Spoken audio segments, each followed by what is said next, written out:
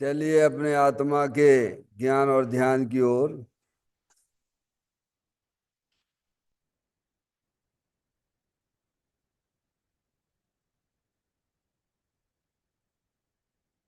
अपने चंचल मन को एवं चंचल उपयोग को स्थिर करने के लिए जिनवाणी माता के माध्यम से अपनी वर्तमान ज्ञान की पर्याय में सम्यक भेद ज्ञान उत्पन्न करते हुए शरीर शरीर से संबंधित जितने भी चेतन अचेतन पदार्थ हैं उनका मुझ भगवान आत्मा के साथ में किसी भी प्रकार का कोई संबंध नहीं है। इस प्रकार समस्त पर पदार्थों में अपने संबंध की वृत्ति को छोड़ते हुए अंदर में जो अखंड ज्ञान ज्योति स्वरूप भगवान आत्मा है उसमें ही वर्तमान पर्याय का संबंध जोड़ते हुए कि मेरा यह भगवान आत्मा सदा काल शरीर आदि पर पदार्थों से भिन्न एकमात्र अखंड ज्ञान ज्योति स्वरूप है। ऐसा अपने आप को जानो और ऐसा ही अनुभव करो कि वर्तमान में ही मेरा यह भगवान आत्मा शरीर आदि पर पदार्थों से भिन्न एकमात्र अखंड ज्ञान ज्योति स्वरूप ही है।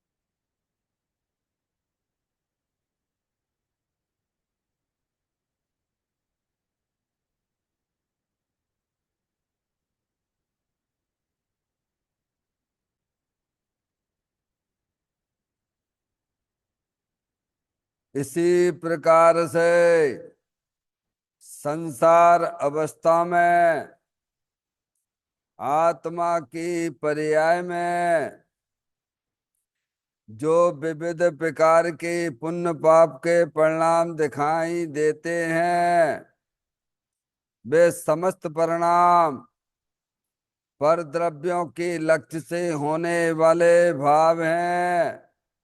वे हमारे आत्मा का स्वभाव नहीं है। ऐसे समस्त रागादिक परिणामों में एकत्व बुद्धि, ममत बुद्धि, कर्तृत्व बुद्धि, भोक्तत्व बुद्धि तथा उन रागादिक परिणामों की ज्ञाता बुद्धि को भी छोड़ते हुए अंदर में जो अखंड ज्ञान ज्योति स्वरूप भगवान आत्मा है जो कि सदा काल शरीर रागादिक से भिन्न एकमात्र पूर्ण वितराग आनंद मूर्ति स्वरूप है। ऐसा अपने आप को जानो और ऐसा ही अनुभव करो कि वर्तमान में ही मेरा यह भगवान आत्मा शरीर रागादिक से भिन्न एकमात्र पूर्ण निराकुलता स्वरूप वाला है।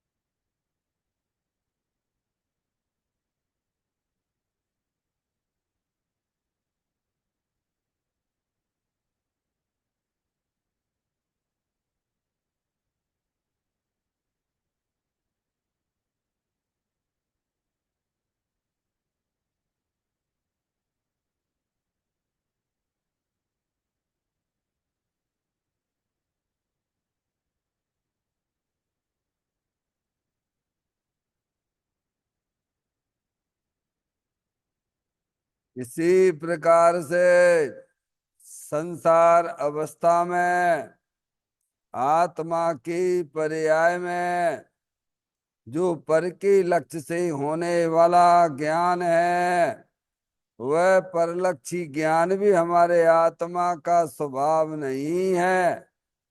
वह तो इंद्रिय जनित ज्ञान है।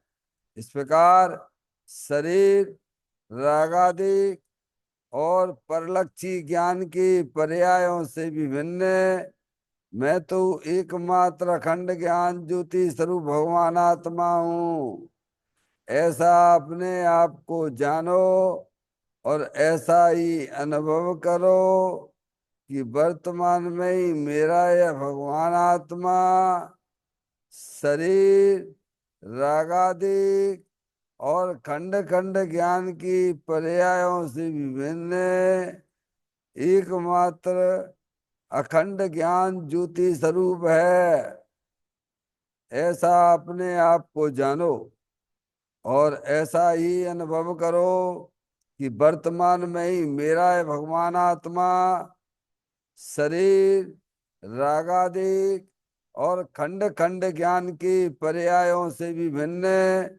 एकमात्र अखंड ज्ञान ज्योति स्वरूप ही है।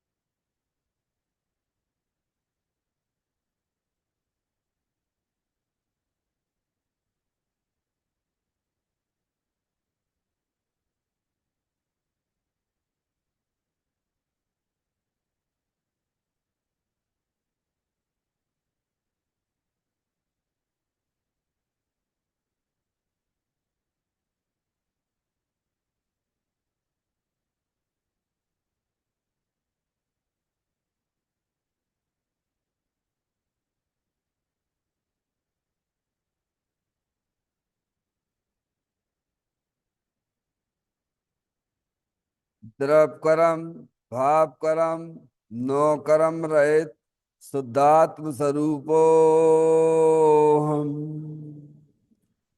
मेरा ये भगवान आत्मा सदा काल शरीर आदि नौ कर्मों से भिन्न है। मेरा ये भगवान आत्मा सदा काल ज्ञानावरण आदि 8 कर्मों से भी भिन्न है। मेरा ये भगवान आत्मा सदा काल मोह राग द्वेष भाव कर्मों से भी भिन्न है। इस प्रकार द्रव कर्म, भाव कर्म, नो कर्म तीनों कर्मों से रहित एकमात्र परम पवित्र शुद्धात्म स्वरूप है।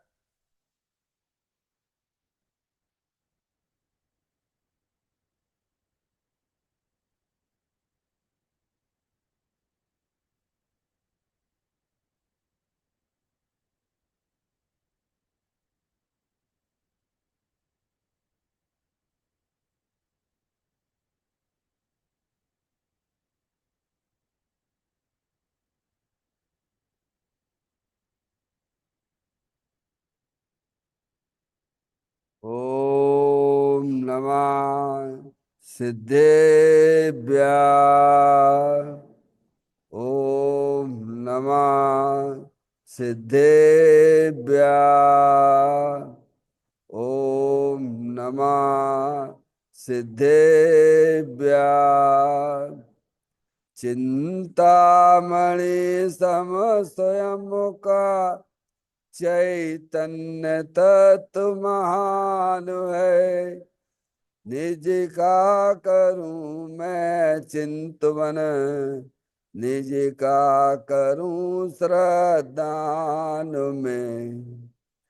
शुद्धात्मा ही देव है जो गुण अनंत निदान है। मैं स्वानुभव में देख लूं आत्मा स्वयं भगवान है। मैं स्वानुभव में देख लूं, आत्मा स्वयं भगवान है। निम्मल जान परिठिया कम कलंकिड़वी, अपालद्दौ जैन परूं ते परम पड़वे भी। सब करम मल्लिका नाश करवरो, प्राप्त कर निज आत्मा। जो लीन निर्मल ध्यान में, नम कर निकल परमात्मा। सब नाश कर घन घाति अरवरे, अंत पद को पालिया। कर नमन उन जिन देव को यह, काव्य पथ अपना लिया।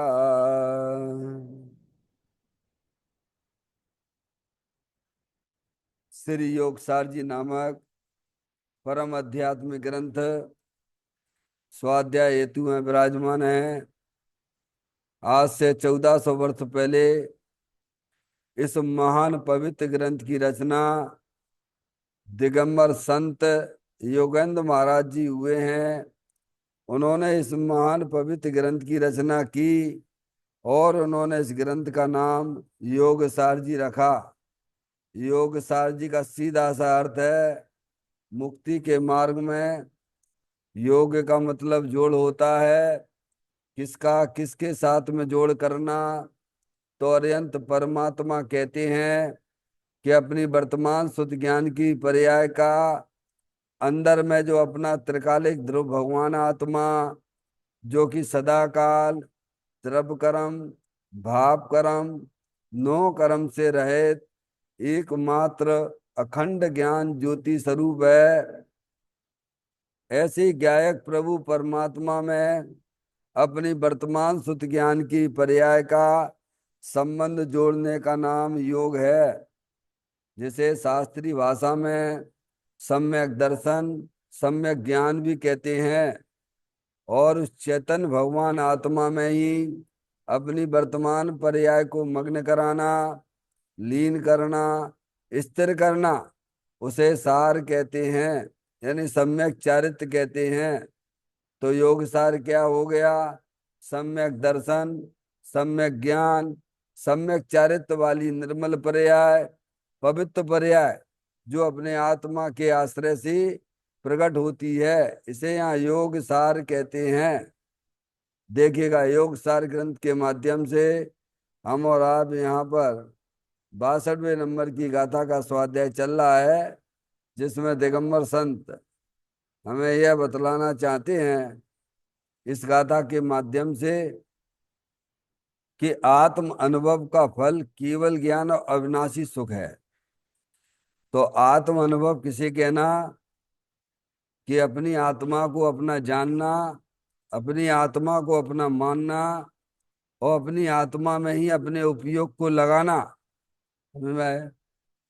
उसे कहते हैं आत्म अनुभव। समझ रहे आप?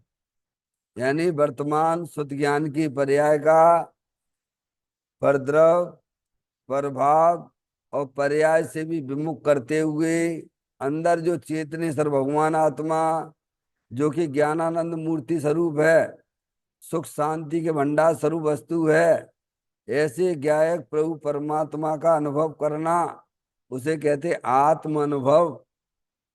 और उसका फल क्या है? तो कहते हैं कि यह आत्मा पर्याय में फल के रूप में परमात्मा हो जाता है और वह परमात्मा दशा अनंत काल तक इस आत्मा के साथ में रहेगी।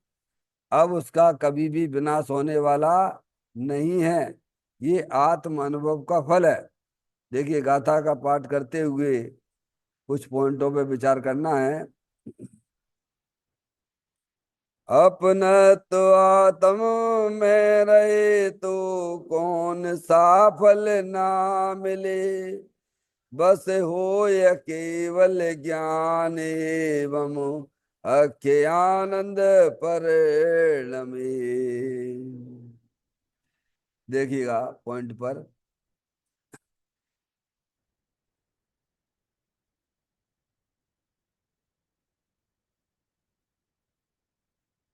कल अपन ने विचार किया था, शुद्ध महिमावंत आत्मद्रव स्वभाव को अनुभवते ही वीर ऐसा उछलकर काम करता है कि ज्ञान की वृद्धि, श्रद्धा की शुद्धता, चारित्र्य की स्थिरता, आनंद की वृद्धि, स्वच्छता की वृद्धि, प्रभुता की उग्रता आदि सभी पर्यायों में शुद्धि की वृद्धि होती है।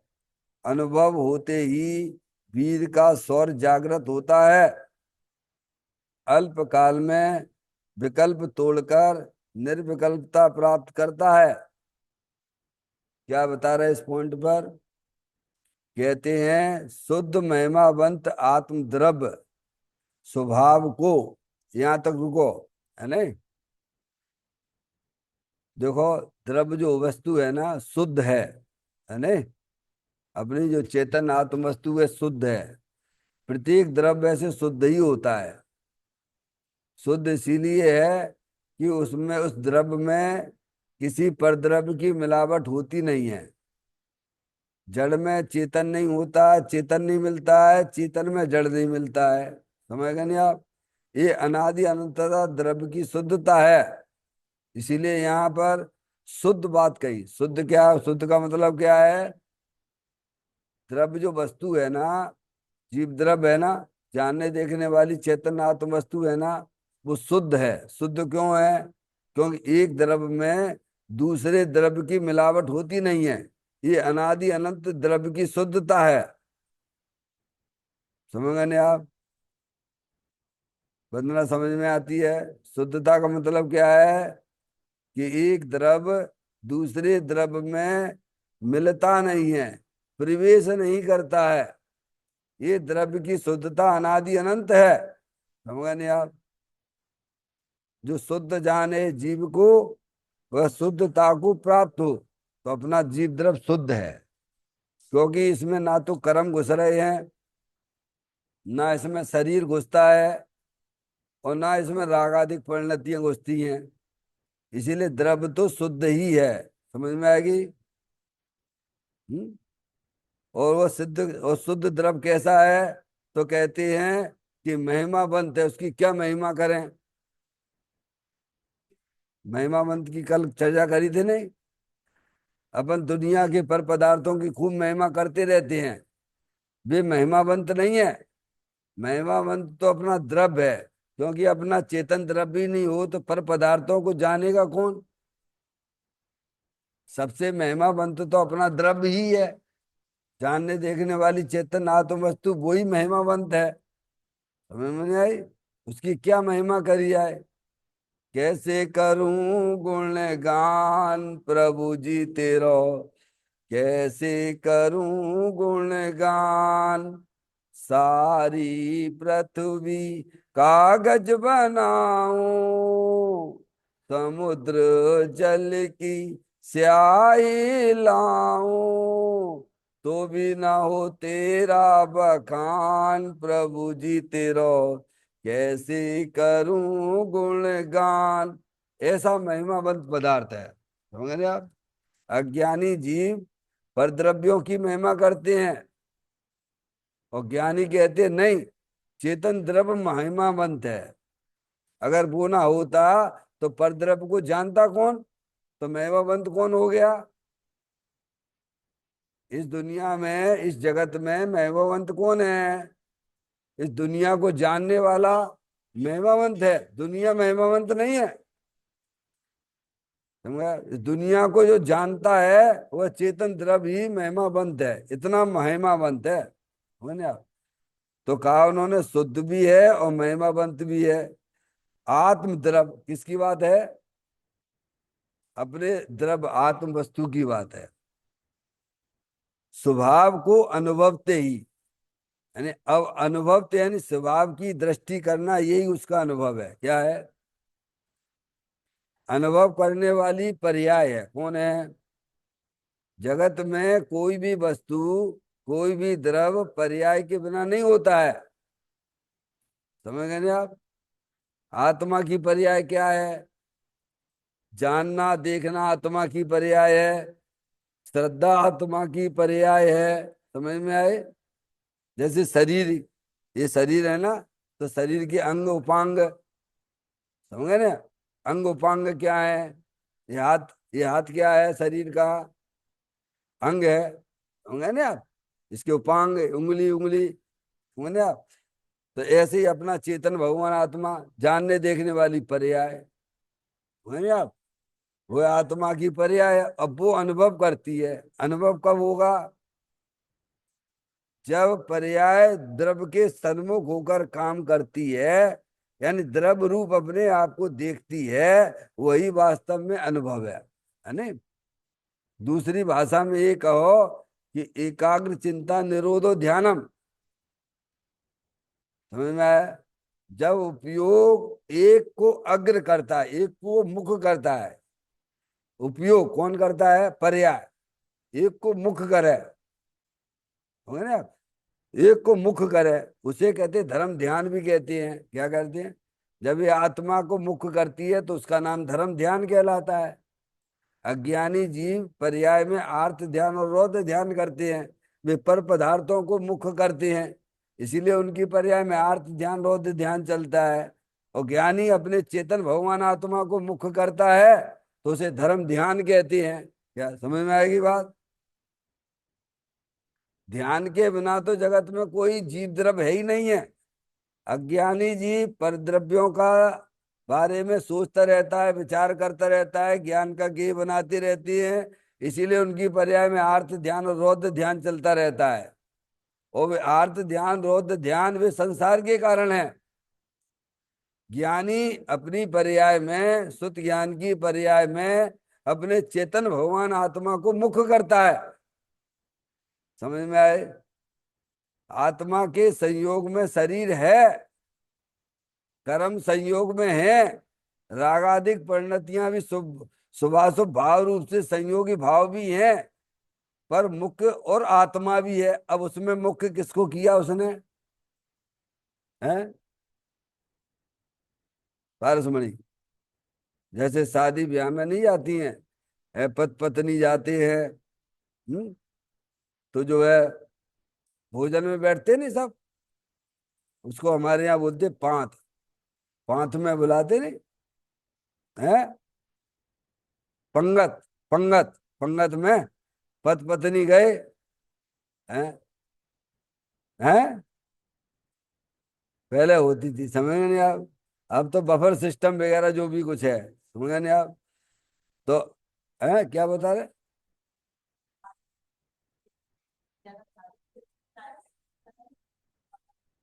हाँ, समझ गए नहीं आप? तो पंगत होती है। तो पत पत्नी पहुंच गए, शादी में जाते ही है पेयर। तो पत्नी का सारा ध्यान, जो पति वहां बैठा नहीं, पंगत में, हाथ में बैठा नहीं, तो वो उसका ध्यान उधर ही रहेगा। वो भले ही इधर उधर घूमेगी, सामान भी लाएगी, समझिए परसने के लिए, लेकिन उपयोग उसका कहाँ काम करेगा? कि मेरा जो पति बैठा ना, उसकी थाली में क्या कमी है, समझ गए ना आप? ऐसे उसको ध्यान रहता हमेशा। और जैसे ही उसका पति उठ जाएगा ना, समझ गए नहीं आप? क्या? और फिर जाके वो भोजन करने लगती है, फिर नहीं परोसेगी। वो कब तक परोस रही थी? जब तक उसका पति बैठा हुआ था।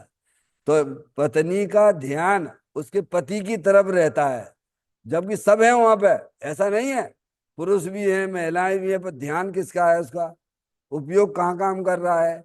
उपयोग किसको मुख कर रहा है? अपने वो पति की तरफ उसका उपयोग लगा हुआ है, समझ में आए? ऐसे ही वर्तमान शुद्ध ज्ञान की पर्याय, ज्ञानियों का अंदर जो चेतन भगवान महिमावंत है ना, द्रव्य स्वभाव है ना महिमावंत, वहां पे उसका उपयोग है। संयोग में शरीर भी है, कर्म भी है, राग आदि परिणतियां भी हैं, पर नहीं, इनको सबको गौण करता हुआ क्या करता है? मुख्य करता है अपने द्रव्य स्वभाव को। किसको करता है? अनुभव करने की बात है ना। तो कहती है शुद्ध महिमावंत आत्म द्रव्य स्वभाव को अनुभवते ही।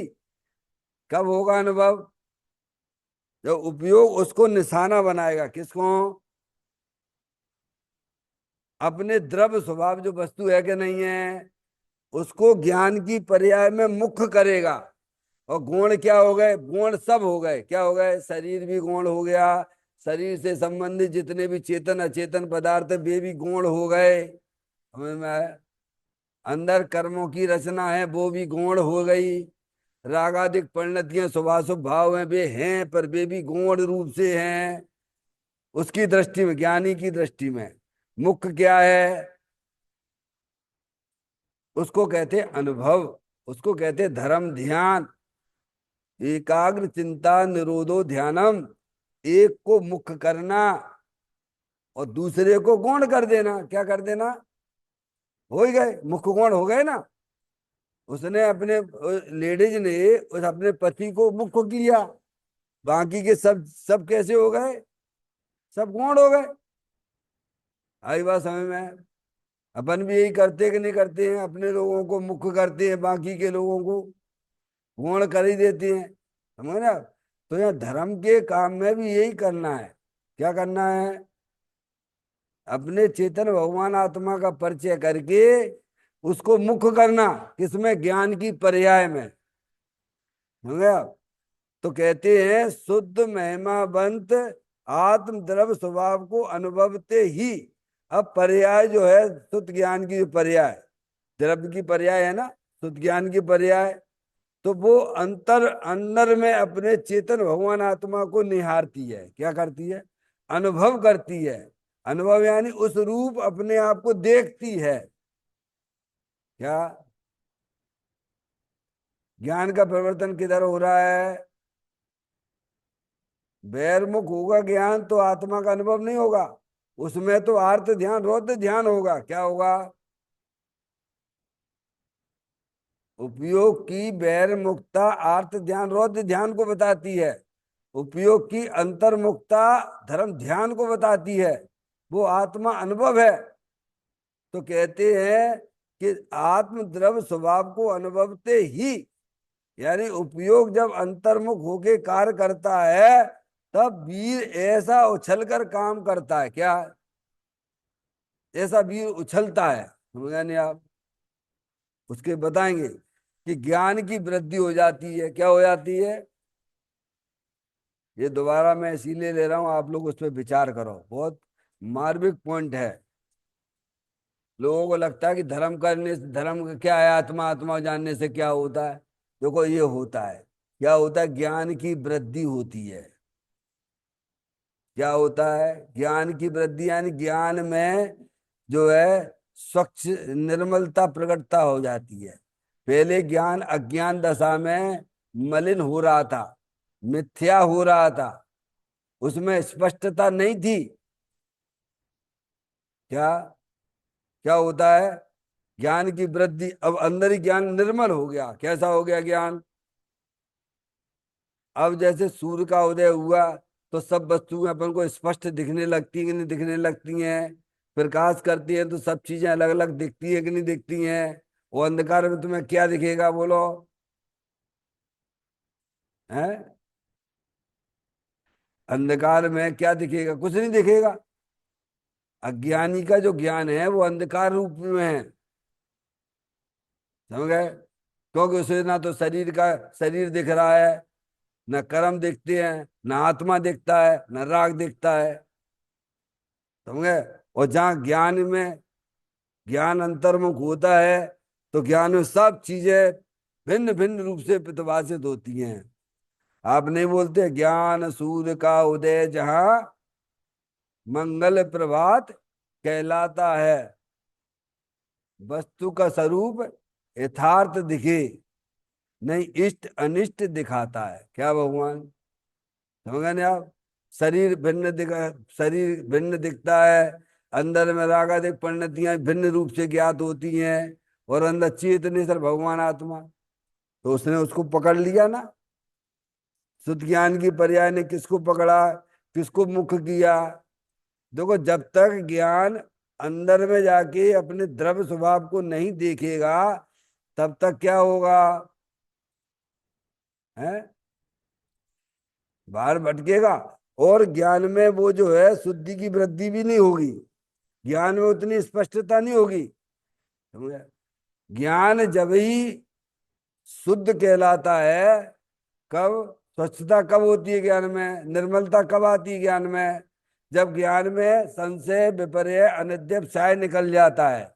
जब तक ज्ञान में संशय विपर्य अनध्यवसाय रहेगा, तब तक ज्ञान में निर्मलता नहीं आती है, तो मिथ्या ज्ञान है। समझ में आए? तो कहते हैं जब उपयोग अनुभवता है ना, जब पर्याय अपने आप को द्रव्य रूप से अनुभव करती है, तब क्या होता है? वीर अंदर से पर्याय में उछलता है। वीर ही नहीं उछलता है,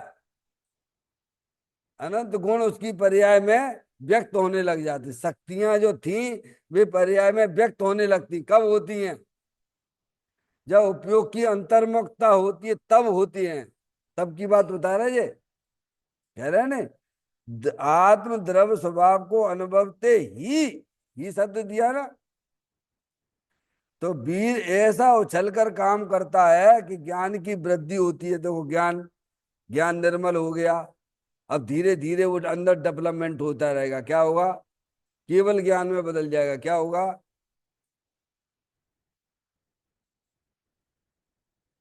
क्या होगा? ज्ञान अंदर ही अंदर, अंदर ही अंदर डेवलपमेंट चलेगा, पर्याय में डेवलपमेंट।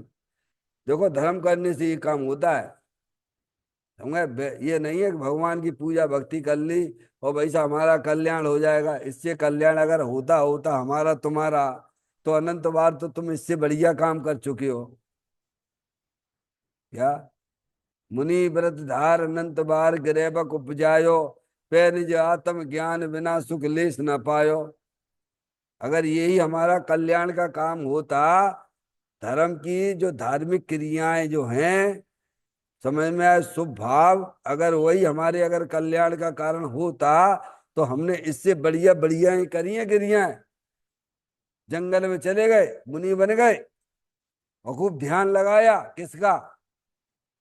अज्ञानता का। काय का ध्यान लगाया? आत्मा का। तो तुम्हें ज्ञान ही नहीं था। आत्मा का ज्ञान होता तो तुम यहाँ पैदा होते क्या? ये किसकी बात है? मुनि व्रत धार अनंत बार गिरेव उपजायो, पे निज आत्म ज्ञान बिना। क्या? आत्मा के ज्ञान के बिना का ध्यान था वो। कौन सा ध्यान था वो? हाँ, वो तो अर्थ ध्यान, रौद्र ध्यान है, तो वो आत्मा का ध्यान नहीं है। आत्मा का ज्ञान सच्चा होने पर ही आत्मा का ध्यान चालू होता है। समझ में आई? हम्म? तो कहते हैं ज्ञान की वृद्धि होती है उसमें। और क्या होता है? श्रद्धा की शुद्धता होती है। क्या होता है? श्रद्धा नाम का गुण है कि नहीं है आत्मा में? तो उसमें भी पवित्रता प्रकट हो जाती है। शुद्धता की शुद्धता प्रकट होती है। शुद्धता है ना। विपरीत मानता हुआ अपवित्रता है श्रद्धा की। क्या है? अपने आप को शरीर रूप मानना, ये श्रद्धा गुण की अपवित्रता है, विपरीतता है, ये मलिन भाव है। क्या है? समझ में आती है? अपने आप को शरीर रूप देखना, मानना, रागादिक रूप जानना, मानना, ये श्रद्धा गुण की मलिनता है। ये शुद्धता नहीं है। ये श्रद्धा गुण की श्रद्धा गुण की शुद्धता तो ये है कि तुम अपने आप को चेतन भगवान आत्मा जानो, मानो। मानना, क्या मानना? कि मैं आत्मा हूं, अखंड ज्ञान ज्योति स्वरूप भगवान आत्मा हूं, ऐसा मानना, ये श्रद्धा गुण की शुद्धता है। ये क्या है? पारसमणि, अपने आप को शरीर रूप मानना, ये विपरीतता है। क्या है? ये अशुद्धता है। पर्याय की श्रद्धा गुण की अशुद्धता है। मान्य रूप है ना। विश्वास, कैसा विश्वास? मैं लड़का हूं, मैं लड़की हूं। क्या? ये अशुद्धता है, श्रद्धा की अशुद्धता है। शुद्धता कब कहलाएगी? कि तुम अपने आप को आत्मा जानो, अपने आप को आत्मा मानो, तो ज्ञान भी सुधर गया और श्रद्धा भी सुधर गई। समझे नहीं आप? और उस समय पर्याय की सन्मुखता द्रव्य के सन्मुख है। कहाँ है पर्याय? किधर है? किसको किसको मान रही है? जैसे आपसे कहो, आप कैसे मानते अपन कि मैं लड़का ही हूं, तो किसको देख के कह रहे हो तुम? शरीर को देख के कह रहे हो। किसको देख के कह रहे हो? और आत्मा को देख के बोलोगे तो क्या बोलोगे? मैं तो आत्मा हूं, मैं तो जानने देखने वाला हूं। तो ध्यान तो उपयोग किधर किधर काम कर रहा है? श्रद्धा का, श्रद्धा भी किधर काम कर रही है? जो चेतन वस्तु है वह रूपी है ना। तो श्रद्धा की शुद्धता क्या? श्रद्धा की शुद्धता क्या? कि अपने आप को चेतने से भगवान आत्मा मानना। क्या? अपने आप को शरीर रूप नहीं मानना, अपने आप को रागादिक रूप नहीं मानना, अपने आप को आत्मा रूप मानना, ये श्रद्धा की शुद्धता है। आगे समझ में? पारसमणि, श्रद्धा की शुद्धता यानी क्या? कि अपने आप को आत्मा मानना। मैं लड़का लड़की नहीं, मैं तो चेतनेश्वर भगवान आत्मा हूं, ऐसा स्वीकार करना, ऐसी प्रतीति करना, ये श्रद्धा की शुद्धता है। अब कहते हैं चारित्र की स्थिरता। आत्मा में चारित्र नाम का गुण भी है, अनंत गुण है ना। अब चारित्र नाम की क्या है? स्थिरता। तो क्या पढ़ा था अपन ने छेडाला में? परद्रव्यन्यते भिन्न आप में रुचि सम्यक तो भला है, आप रूप को जाने पनो सो सम्यक ज्ञान कला है, आप रूप में लीन रहे तेरे सम्यक चारित सोई। ये है चारित्र। जब चारित्र जो सम्यक होता है तो पर्याय में वीतरागता रूप स्थिरता प्राप्त होती है। क्या होती है? देखो, धर्म करने से इतने लाभ होते हैं, अभी और भी नीचे बताने वाले हैं। अगले पैराग्राफ में अन्य भी हैं। अभी तो ये आत्मा के बता रहे हैं। क्या कह रहे हैं हमें? तो उपयोग स्थिर हो जाता क्या है? अच्छा, उपयोग चंचल क्यों है? यहाँ अपन आते हैं कि हमेशा अपना उपयोग चंचल ही चंचल बनाते हैं, इधर इधर उधर उधर उधर उधर। क्या टिकता ही नहीं है? टिकता ही नहीं है, क्यों नहीं टिकता है? अब टिकेगा कैसे? भाई गलती तुमने कर ली, पर से प्रेम करके बैठ गए आप। क्या किया? अब पर से प्रेम कर लिया है तो शांति कैसे मिलेगी? बताओ आप, कैसे मिलेगी आपको शांति? कौन ने कही थी कि पर से तुम प्रेम करो? कौन ने कही तुम पर से प्रेम करो? है क्यों भैया? कि कर्म के कारण से प्रेम होता है क्या? पारसमणि, तुम्हें कर्मों की क्लास चलने वाली है अभी। समझ में आया भैया? हाँ, उसमें सब बातें लिखी विषय में, पर ये नहीं लिखी कि सम्य दर्शन कैसे होता है। ये विषय नहीं लिखा उसमें। बाकी ये तो लिखा है कि देश संयम की प्राप्ति कैसे होती है, चारित्र कैसे होता है। कौन सा चारित्र? मुनि का चारित्र। अरे भाई साहब, सम्यक दर्शन के बिना ना तो देश संयम होता है और ना मुनिराज होते हैं। सबसे पहले सम्यक दर्शन का विषय क्या है ये आना चाहिए। आगे बात समझ में? हम्म? तो उपयोग की चंचलता राग के साथ से है। क्या ये है? अब मोह करना आपने छोड़ दिया, मोह आपका चला गया, मैं तो चेतने सर भगवान आता हूं, किससे मोह करना भैया? तो उतनी स्थिरता आ गई कि नहीं आ गई? पर्याय में थोड़ा राग रह गया तो ज्ञानी को भी अस्थिरता रहती है। अगर पूरी स्थिरता आ जाए तो फिर क्या हो जाएगा? वह आत्मा पर्याय में परमात्मा हो जाएगा। सम्यक दृष्टि हुआ तो दर्शन मोहिनी संबंधी चंचलता तो चली गई। क्या कह रहे हैं? अब उसे अपने आत्मा की प्रतीति बढ़ती है कि मैं तो चेतनेश्वर भगवान आत्मा हूं। तो इतनी स्थिरता, वो स्थिरता जो किसको बताती है? चारित्र गुण की पर्याय को बताती है। क्या बताती है? उतनी वीतरागता पर्याय में प्रकट हो गई। वो वीतरागता अपने द्रव्य स्वभाव के अवलंबन से आई है। द्रव्य स्वभाव वीतराग आनंद मूर्ति स्वरूप है। क्या है? देखो, पर्याय में स्थिरता कहो अथवा वीतराग भाव कहो, एक ही बात है। वीतराग रूप पर्याय बीत गया है मोह, क्या राग बीत गया है, यही है ना वीतरागता की परिभाषा। क्या है? बीत गया वीतरागता। तो चारित्र में जो वीतरागता आई है, समझ में आए? वो संसारी जीवों के लक्ष्य करने से नहीं आई है, वो देवसाज गुरु के लक्ष्य करने से भी नहीं आई है। वो अंदर जो अपना वीतराग रूप स्वरूप है ना, उसकी दृष्टि करने से पर्याय में स्थिरता वीतरागता आती है। क्या है? तो चारित्र गुण की पर्याय में भी सुधार हुआ, ज्ञान में सुधार हुआ, श्रद्धा में सुधार हुआ, और चारित्र गुण की पर्याय में भी सुधार हुआ। ये सब कब हुए, कैसे हुए? तो आत्मा पर्याय जब द्रव्य रूप अनुभव करती है तब हुए। कब हुए? तो इसे भगवान धर्म कहते हैं। हाँ, तो देखो ना आप क्या कह रहे हैं भैया। हम्म। अब ये धर्म क्यों नहीं देखता है पारसमणि, जबकि यही करने लायक काम था। समझ गए ना? उपयोग की अंतर्मुखता द्रव्य के सन्मुख होना चाहिए थी। अब ये काम तो करते ही नहीं है अपन।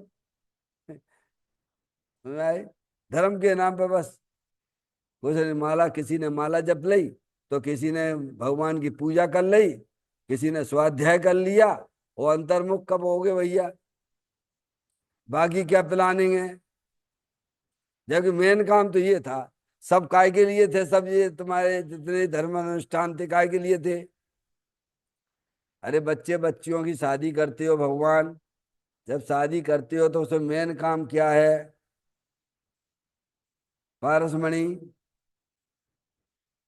हैं? फेरे, 7 फेरे। और 7 फेरे तक कितने लोग रुकते हैं? हैं? मेन काम तो 7 फेरे थे। माता जी, आपने करी होगी ना बच्चों की शादी, है ना? समझ में आई? अब 7 फेरे तक कितने लोग रुकते हैं? और सब खा गए पी गए, और लोगों ने गार्डन कर दिया बेवकूफों ने, पाप को पाप और ले लो सिर माथे।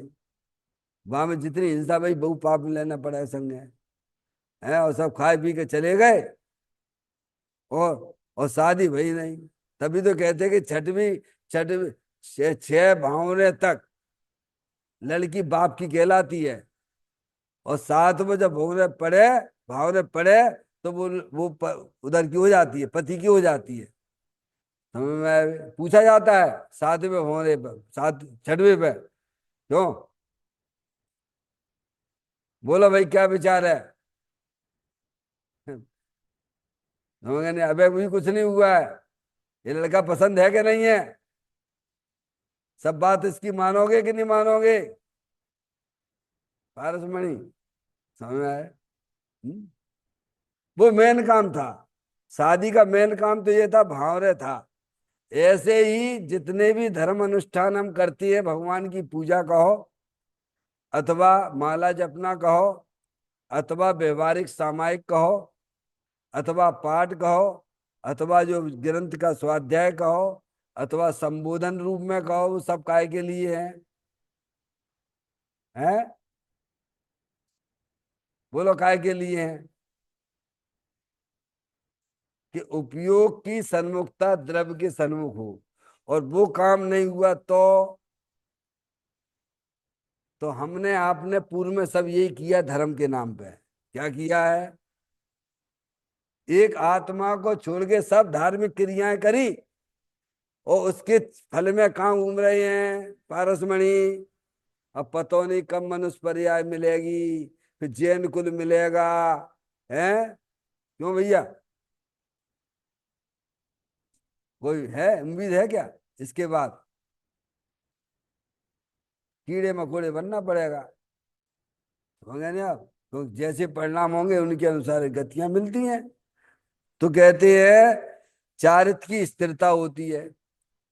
स्थिरता यानी राग टूट गया उतना, उतनी तरह राग टूटा ना, तो चारित्र गुण में भी सुधार हो गया। देखो अनंतान बंदी कसाई गई ना पारसमणि, श्रद्धा गुण की शुद्धता हो गई, मान्यता सुधर गई। तो चारित्र गुण, चारित्र गुण में अनंतान बंदी कसा है, अब प्रत्याख्यान संबंधी कसा है, प्रत्याख्यांश कसा है और संजुलन कसा है। तो दर्शन मोहिनी गया तो साथ में चारित्र मोहिनी की अनंतानुबंधी कसाय चली गई। तो उतनी स्थिरता ज्ञानी की पर्याय में हुई। कब हुई? जब उसने पर्याय ने अपने द्रव्य के साथ संबंध जोड़ा तब हुई। कब हुई? देखो ये है धर्म का फल, ये है नहीं, अंतर्मुखता। चारित्र की और आनंद की वृद्धि हो गई। क्या हो गई? निराकुलता आ गई पर्याय में। क्या आ गई? वो खेद खिन्नता वाले परिणाम, क्या करें क्या नहीं करें समझ में नहीं आ रहा क्या। ऐसे परिणाम ज्ञानियों को ना होते हैं। ज्ञानी को सब पता है। ज्ञानी को सब पता है कि धर्म किसे कहते हैं, पुण्य किसे कहते हैं, पाप किसे कहते हैं। ऐसे खेद खिन्नता वाले परिणाम नहीं होते हैं। तो उसके उसके बदले में उसे क्या मिला? निराकुलता मिल गई। क्या मिल गई? जैसे लड़की किसी के यहाँ पर, सुनना, 5-7 मिनट और लग सकते हैं, लड़की की शादी हो जाए, पक्की हो जाए, 35 साल की बच्ची है घर में बैठी है, 35-38 साल की है, शादी उसकी नहीं हुई, तो क्या होता है माता पिताओं को? अरे बोलो।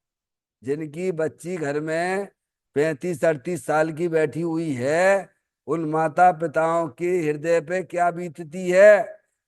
बोलो। दुनिया में रहना उनके लिए मुश्किल हो जाता है। जो देखो ते उन्हें टोकता रहता है। समय में बाहर निकलो तो लोगों की सुनो, अंदर में रहो तो फिर पारसमणि घर वालों की सुनो। अब न दिन चैन न रात चैन, ऐसा दुख होता है। समझ में आया? अब जैसे ही उस लड़की का